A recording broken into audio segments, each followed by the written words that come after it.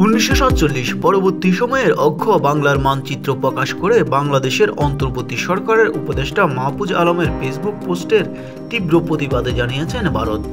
শুক্রবার নয়াদিল্লিতে সাপ্তাহিক মিডিয়ার ব্রিফিংয়ে ভারতের পররাষ্ট্র মন্ত্রণালয়ের মুখপাত্র রণধীর জয়সওয়াল এই প্রতিবাদ জানান। তিনি বলেন, আমরা বাংলাদেশের সরকারের কাছে বিষয়টি তুলে ধরেছি। এই ইস্যুতে মূলত আমরা তীব্র প্রতিবাদ জানিয়েছি। আপনি যে পোস্ট প্রসঙ্গে বলছেন তা সরিয়ে ফেলার বিষয়টিও জেনেছি। ভারতের পররাষ্ট্র মন্ত্রণালয়ের মুখপাত্র বলেন, আমরা সংশ্লিষ্ট প্রত্যেককে তাদের জনসম্মুখে বক্তব্যের ক্ষেত্রে সতর্ক থাকার বিষয় স্মরণ করিয়ে দিতে চাই।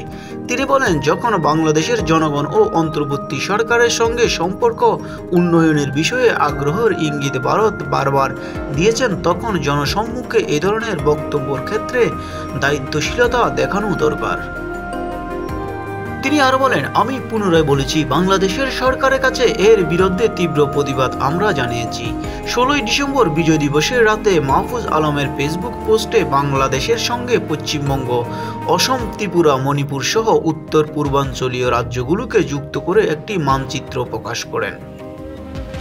1947 সালের বাংলা ভাগের ধারাবাহিকতা যে বাংলাদেশ হয়েছিল সেই বুক্ষকে ক্ষতি ব্যাখ্যা দিয়ে তিনি লেখেন, নতুন বুক্ষ ও বন্দোবস্ত লাগবে। তবে কয়েক ঘন্টার মধ্যে এই পোস্টটি ডিলিট করে দেওয়া হয় এবং উপদেষ্টা মাহফুজ বা অন্তর্বর্তী সরকারের পক্ষ থেকে এই বিষয়ে আর কোনো ব্যাখ্যা বা মন্তব্য হয়নি।